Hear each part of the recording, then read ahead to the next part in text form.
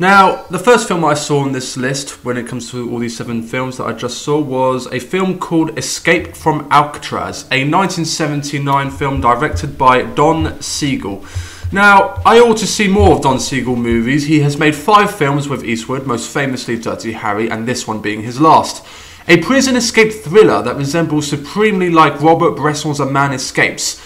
Based on the true story about 3 men who escaped Alcatraz, they were never found, dead or alive. Who knows? It's a simple plot in a very simple film.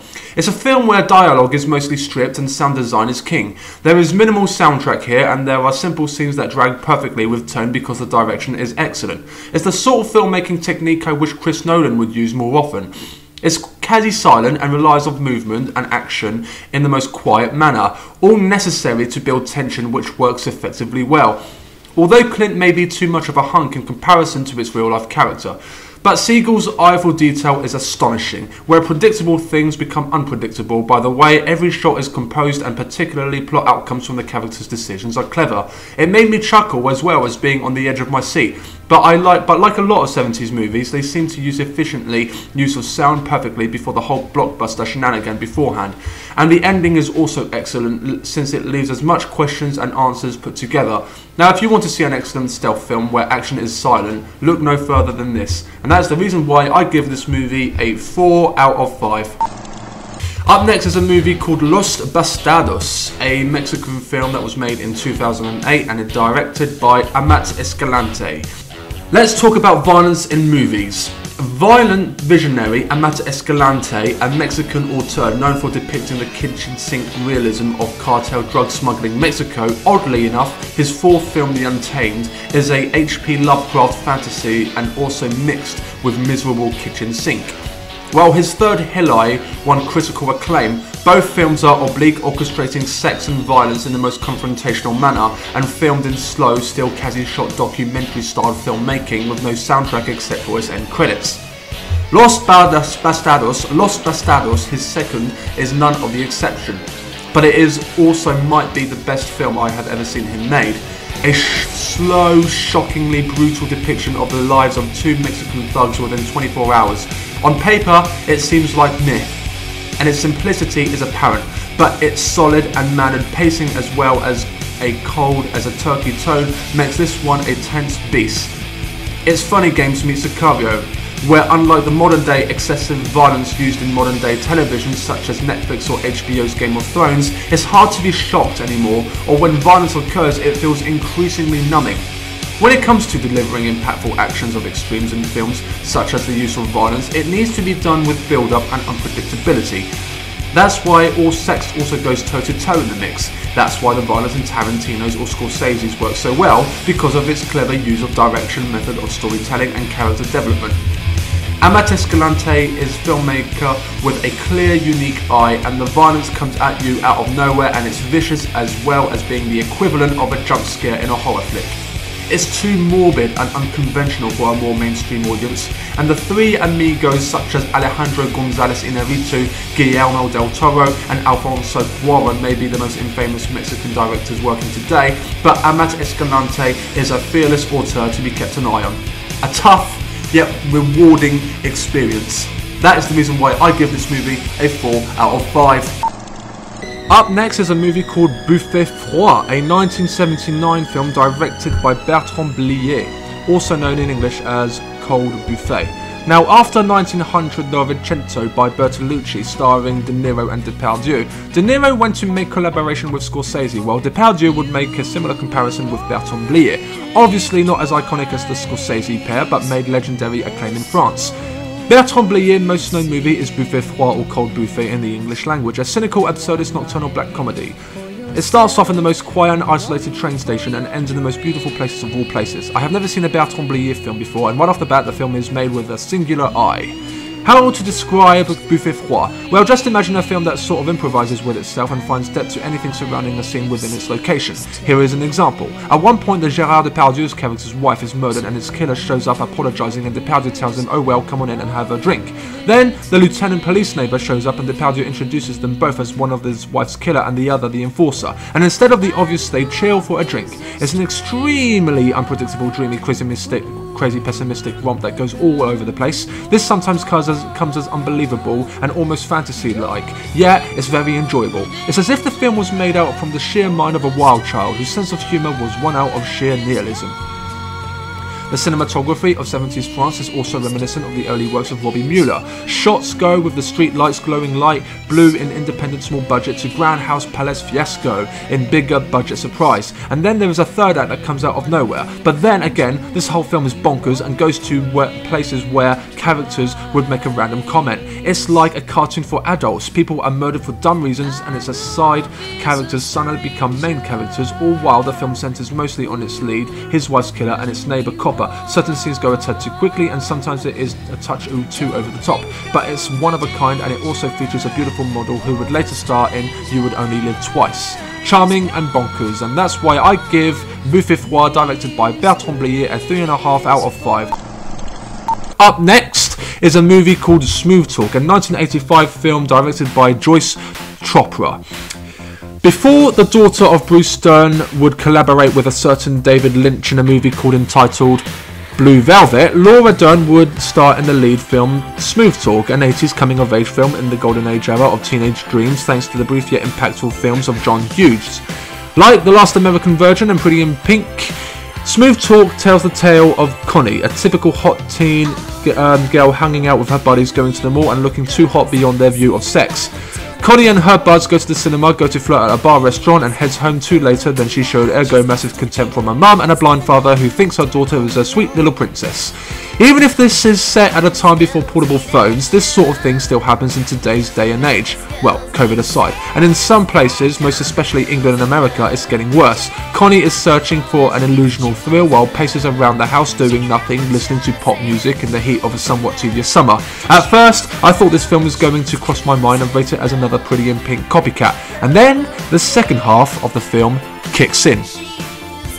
And like a flip of a coin, it turns out the first half is just a setup and the film takes a very different turn indeed. And without spoiling anything, let's just say it becomes a game of psychological manipulation and just shows what happens when you play with fire.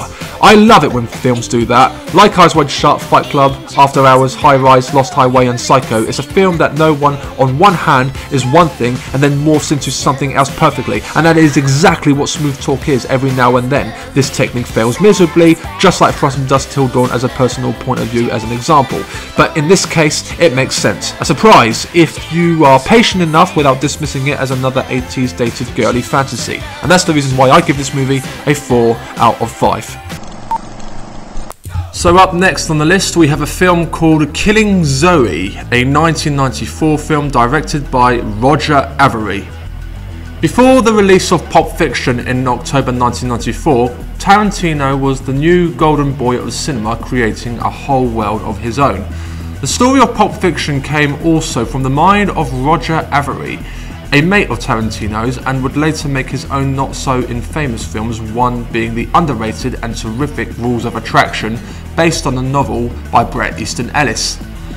In his feature film debut, Avary takes the heist plot a touch too familiar to Reservoir Dogs. The result is a loud, bonkers, drug-infested, cliché action black comedy. Imagine Fear and Loathing hung out with Money Heist, and the result is what is on the plate, but this being far more punchier and superior than the latter. Eric Stoltz, who played Lance in Pulp Fiction, plays an American who arrives in Paris planning a heist. Beforehand though, he has a brief sexual encounter with a part-time call girl played by a young Julie Delpy, adding a predictable cliché to its future development. And then enter Jean-Hugues Anglade, best known for Betty Blue as Stoltz's old Franco friend. Him and his team plan the heist for the following day. Trouble is, they are all high as a kite, utterly psychotic, and haven't thought the whole thing through.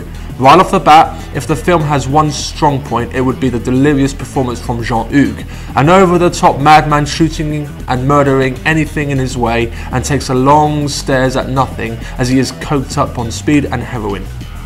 Like a lot of 90s movies, there is a punk rock feel to it all. by the way the camera angles are shot and its risk-taking direction. It's a lot like Yann Counon's Depardieu or Doug Liman's Go. Unfortunately, the first half hour is a little too excessive, and sleaze and noise and drugs and violence is all incredibly numbing and actually quite tedious. Plus, add the romantic cliche into the mix and you have a slice of an enjoyable rock and roll fiasco at war with its own stereotypical demises. A 3 out of 5. Up next we have a film called Downhill Racer, a 1969 film directed by Michael Ritchie. There are actors with the looks who give often solid performances: Paul Newman, Brad Pitt, Alain Delon, Ryan Gosling, Robert Pattinson. And then there are those good-looking actors whose looks boost their ego to the point of a film with them in the lead makes the rest of the cast and crew put as secondary: Tom Cruise, Kevin Costner, Will Smith, Warren Beatty and Robert Redford. The latter is a down-to-earth charmer in real life, but any film starring him in the lead, as it often is, he plays the ultimate good guy whose heart has been broken. Great Gatsby is a typical Redford performance, as well as 3 Days of the Condor.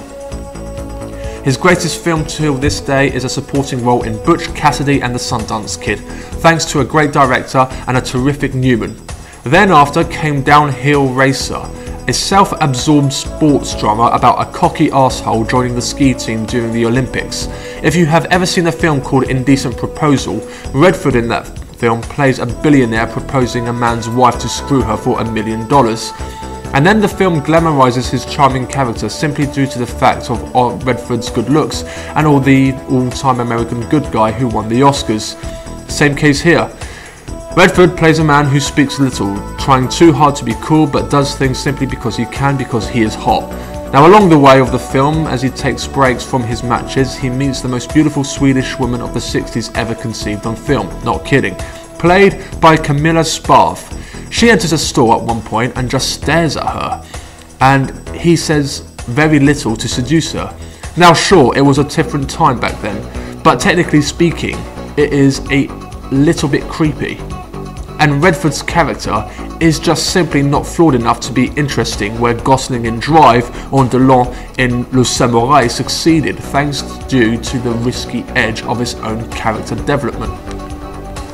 Gene Hackman, the great Gene Hackman may I say, is the only likeable character in this almost one-dimensional movie as the coach, straight to the point of his job while being honest yet supportive. Ultimately, this ski resort flick is a well-made film but predictable and even tedious to the point where you can't help but wonder that it's a modelling ad but 1 hour and 41 minutes long. 2.5 out of 5. And finally on the list of films that I have seen is a film called Secret Sunshine, a 2007 South Korean drama directed by Lee Chang-dong. Now, prepare for a real mood killer. From the director of Burning, the best foreign film I have seen in 2019, delivers here an emotionally draining experience in the vein of a Lars von Trier melodrama without the graphic imagery, about a widow and her son who moves to a new city only to experience a tragedy. And so the rest of the 2-hour, 20-minute movie, we suffer a character going through a psychological hell, mix of grief, confusion, desperation and depression, all performed by an astonishing performance from Jiao Do-yeon, who won a Best Actress palm at Cannes. Boon Joon-ho regular Kang Ho-sung is in this film as a helpful 39-year-old single Mr. Nice Guy whose neediness and crush over its lead elevates cringiness, creating a likeable yet pathetic character and anchored well from his actor. The director Lee Chang-dong clearly has an attacking view on religion as well, as its lead's vulnerability is exploited by the grace of God for middle-class towny no-good hypocrites. Now unlike Ingmar Bergman, through a lot of those, miserable West European dramas, the cinematography is actually quite light. The film never feels bleak nor looks bleak, not even if the plot unfolds into one. But Lee Chang-dong is clearly an anti-prolific South Korean filmmaking master.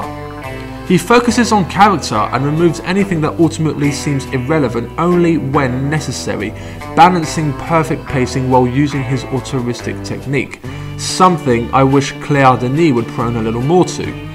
But the way it's made aside, it's a film you will leave thinking about its lead performance, bringing you down, way down in the same way Requiem for a Dream did. Secret Sunshine is an excellent film, but not one you would want to see twice. A shot of a heavy dose of naughty water or a hilarious comedy is recommended afterwards. And that is the reason why I give this movie a 4 out of 5. And so there you have it. Those are the films that I have seen. And if you did like my reviews, please put a like, please do subscribe, and voila, au revoir, arrivederci, and ciao.